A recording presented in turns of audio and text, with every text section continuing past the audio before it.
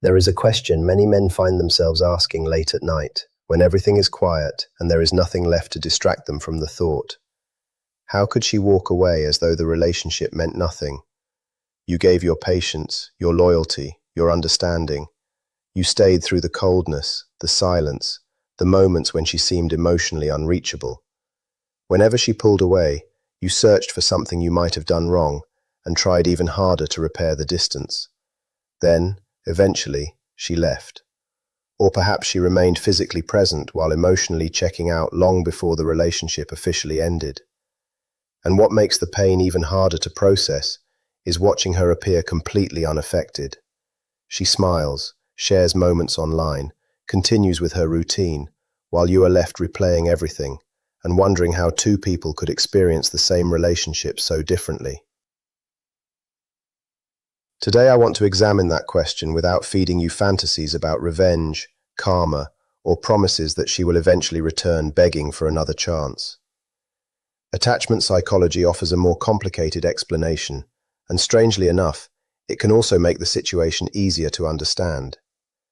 The timeline simply may not look the way you expect. When you hear the word betrayal, you might immediately imagine infidelity or some obvious act of dishonesty. But many people experience betrayal in a much quieter form. It happens during the moments when you needed emotional support and discovered that the person you trusted could not meet you there. Maybe it was when your life suddenly became difficult, when someone close to you was struggling, or when you finally found the courage to reveal something deeply personal. Instead of moving closer, she became silent. There may have been no dramatic argument and no obvious hostility.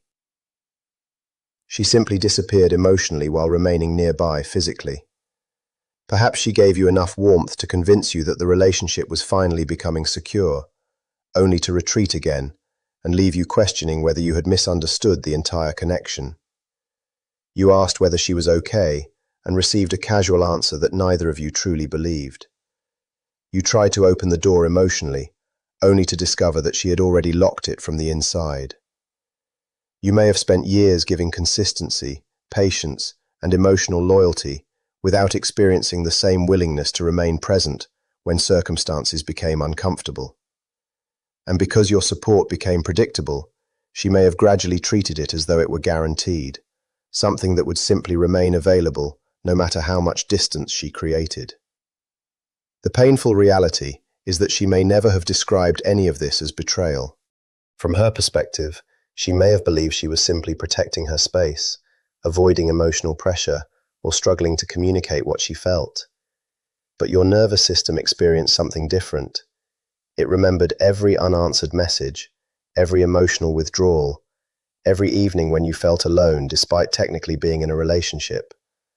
That is why certain reminders can still bring the entire experience back.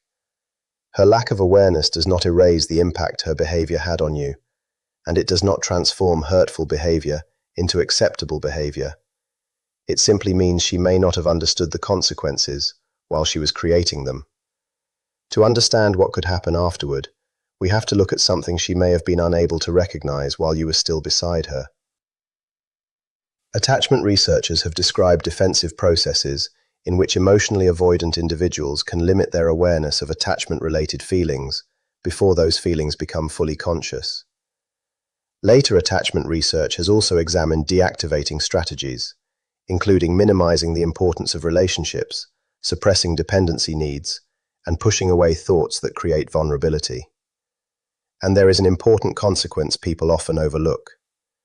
When someone becomes highly practiced at turning down emotional intensity, they may not only reduce uncomfortable feelings, they can also become less aware of positive emotional experiences, such as gratitude, closeness, affection, and the significance of another person's presence. Think about what that could mean inside a relationship. She may not have been completely incapable of seeing your value. Instead, her emotional defenses may have made it harder for her to fully register that value while you were standing directly in front of her. It can be like trying to see something meaningful through a layer of emotional fog. The defensive system is attempting to prevent future pain, but in doing so, it can also weaken appreciation for what is happening in the present. That creates one of the most painful contradictions in avoidant patterns. The very protection designed to prevent emotional suffering can also interfere with gratitude, connection, and genuine presence. So when she withdrew repeatedly, when she avoided difficult conversations, when she promised closeness and then retreated, she may not have fully understood what she was putting at risk. In her mind, the relationship could have felt like something stable enough to return to whenever she was ready. She might have assumed that the person who loved her today would still be there tomorrow, waiting in exactly the same place. What she could not necessarily see was that relationships are not permanent guarantees. A person can remain loyal for a long time and still eventually reach a point where they cannot continue living inside uncertainty. She may have believed she was simply stepping away from emotional pressure without recognizing that repeated distance could eventually change the relationship itself. And when that happens, the consequences can become visible only after the original source of emotional protection has disappeared. That does not make her a villain, and it does not make everything she did harmless. Explanation and justification are not the same thing. Understanding why someone behaves a certain way does not require you to excuse the impact of that behavior. It simply allows you to see the pattern more clearly. And now we reach the part that is usually the hardest to accept. The question becomes even harder when you see how calm she appears after everything ends. You watch her go out with friends, notice the photos, hear through other people that she is doing perfectly fine, and your mind reaches what feels like the only possible conclusion. Maybe the relationship never mattered to her at all. But I want you to slow down before accepting that conclusion. What you are seeing is her external behavior, not necessarily her complete internal experience. Research into avoidant attachment has explored how some people manage painful attachment-related thoughts through suppression and emotional distancing. In one well-known line of research, participants were instructed to avoid thinking about rejection or abandonment while researchers monitored their responses. People with dismissive avoidant tendencies were often more capable of pushing those thoughts away, and their immediate physiological reactions could actually decrease while they were doing so. The important point is not that every avoidant person secretly suffers after a breakup. It is that emotional suppression can genuinely reduce awareness of distress in the short term. So the calmness you see should not automatically become evidence that she felt nothing. It may simply mean that her familiar defenses are doing exactly what they were designed to do. And this is something I want you to remember, because comparing your experience with hers can slowly destroy your sense of reality. You are looking at your own internal world while judging her from the outside. Your pain is visible to you. You may cry, replay conversations, talk to someone you trust late at night, revisit old messages, and constantly analyze what went wrong. You are actively processing what happened. Meanwhile, someone with strong avoidant defenses may respond by doing almost the opposite. Instead of moving toward the emotion, they create distance from it. Instead of examining the loss, they redirect attention toward work, friends, routines, entertainment, or anything else that allows life to continue without requiring deep emotional confrontation. That does not prove that hidden heartbreak exists underneath every calm exterior, but it does explain why outward composure cannot be used as a reliable measurement of inner attachment. There is also another important piece to understand. Emotional suppression is not necessarily effortless. Maintaining distance from unwanted thoughts can require mental energy, and research on thought suppression has repeatedly shown that defenses can become less effective when a person's cognitive resources are overloaded. In studies involving additional mental tasks, people who were initially successful at suppressing emotionally significant thoughts could become less capable of keeping those thoughts outside awareness. Researchers have described this general vulnerability as the fragility of avoidant defenses. And that idea becomes interesting when you translate it into ordinary life. A person may function perfectly well while their routine is stable. They can stay busy, maintain their independence, and convince themselves that everything is settled. Then life introduces additional pressure. Work becomes stressful, sleep becomes disrupted, a new relationship stops providing the excitement it once did. A birthday arrives and feels unexpectedly lonely. A familiar place suddenly brings back an old memory. Nothing dramatic has to happen. Sometimes the defenses simply become harder to maintain because there is less mental energy available to keep pushing certain feelings away.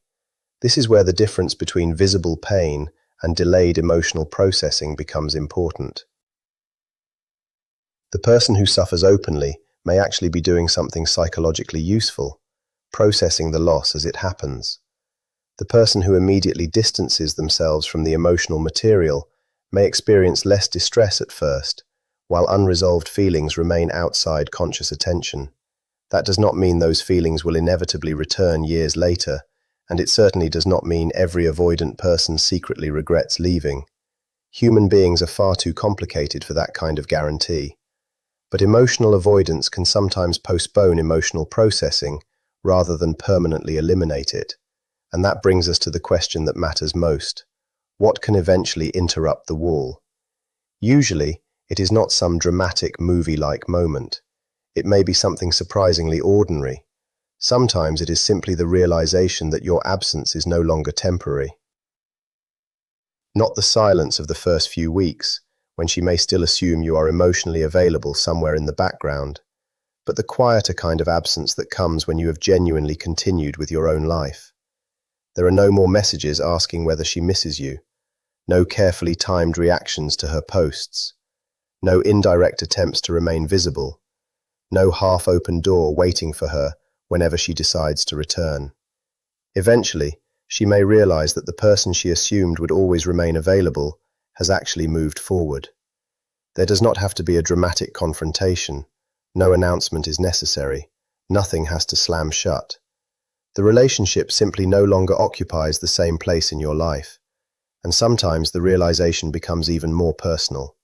She might unexpectedly see you through a photograph posted by someone you both know, cross paths with you in everyday life, or hear something about how your life has changed.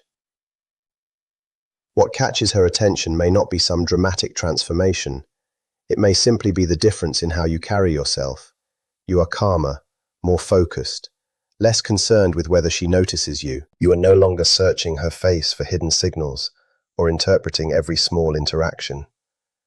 The energy you once spent trying to keep the relationship alive has been redirected toward your own life. And that can create a very different kind of emotional information. The person she remembers may have been closely associated with pursuit, reassurance, uncertainty, and emotional tension.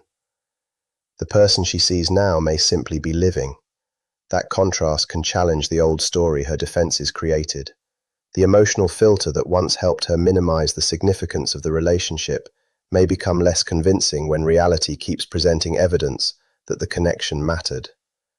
She may begin remembering things she previously dismissed. Your sensitivity, which she once experienced as overwhelming, may be remembered as emotional depth. Your patience may no longer look like weakness. Your ability to notice what was happening beneath her words may take on a different meaning. And perhaps most importantly, she may remember that you saw difficult parts of her without immediately turning those imperfections into reasons to reject her. But remember the distinction. None of this guarantees that she will return, confess regret, or suddenly become emotionally available. It simply explains why someone's calm appearance after a breakup cannot tell you the entire story. The real shift happens when you stop treating her visible behavior as a measurement of your worth. Her smile does not prove the relationship was meaningless. Her silence does not prove she never cared. And your pain does not mean you are weaker because you are processing what she may have avoided. You are two people responding to the same loss through completely different emotional systems. The healthier goal is not to wait for her defenses to collapse. It is to stop needing them to dot. Not because you transformed yourself so she would look back with regret, but because your growth eventually revealed parts of your value that she may not have been emotionally equipped to recognize while you were still within reach. And I want to clarify something important, because when people say that her life will fall apart, that phrase can create the wrong picture. I am not talking about losing a career, becoming financially unstable, ending up alone, or suddenly being rejected by everyone around her. An emotionally avoidant person can build an impressive life. She can have a successful career, strong friendships, meaningful experiences, and a social media profile that makes everything look completely fine. The disruption happens somewhere much quieter. It happens inside her relationship with herself. When she was with you, there may have been a version of her that appeared more relaxed, more vulnerable, more emotionally expressive, and more willing to let another person get close. That version did not come from nowhere. It existed partly because the relationship created enough emotional safety for it to emerge. But every time she chose withdrawal over communication, every time she protected herself through distance instead of honesty, she may have weakened the very environment where that more open version of herself could exist. What remains afterward is not necessarily the same life she had before meeting you. There can be a psychological difference because before the relationship, she may not have realized what genuine emotional closeness could feel like. After experiencing it, she has a reference point. Independence can still feel valuable, but sometimes it can also begin to feel incomplete. Solitude that once felt peaceful can occasionally reveal another side of itself: loneliness. The identity built around never needing anyone can become less certain after discovering what it feels like to be deeply understood. And this is where research on breakup adjustment becomes interesting. Some studies have found that people who experience stronger emotional distress after a breakup can also report significant personal growth, because the experience forces them to reflect, process what happened, and reconstruct the meaning of the relationship. By contrast, emotional suppression may create the appearance of faster recovery, while leaving fewer opportunities for deeper reflection. When painful experiences are never fully processed, the lessons contained inside them can remain hidden. And when the lessons remain hidden, familiar relationship patterns can repeat. That is the real fracture I want you to understand. It is not necessarily an external collapse. It can be a quiet narrowing of emotional possibilities. Now I need to tell you something that may challenge the way you have been thinking about this entire subject.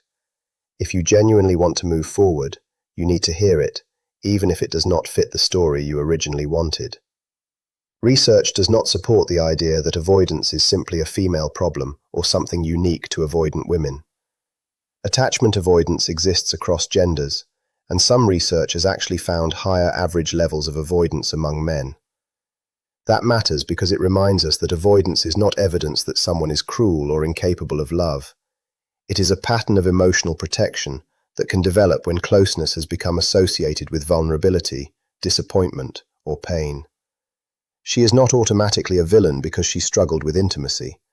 But there is another reason this matters, and honestly, it concerns you more than what happens to her. The biggest danger after being hurt by an avoidant person is not that you will never stop thinking about her. It is that you will quietly become emotionally avoidant yourself. You opened your heart, trusted someone, invested deeply, and then experienced pain. Your nervous system can learn a very simple lesson from that experience. Vulnerability leads to suffering.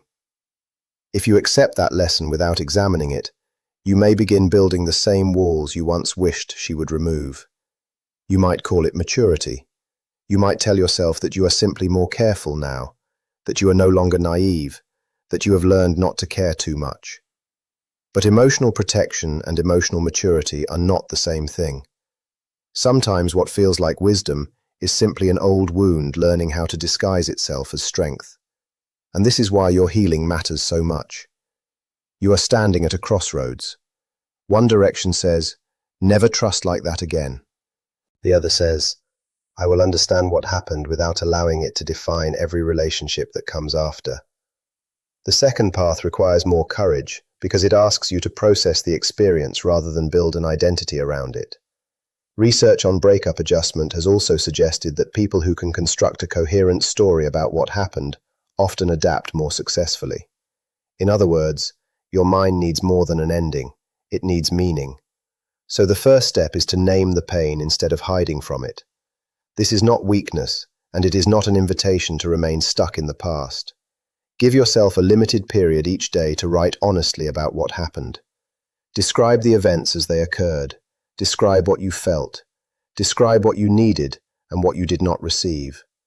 Do not turn the exercise into a prosecution of her, and do not turn it into a prosecution of yourself.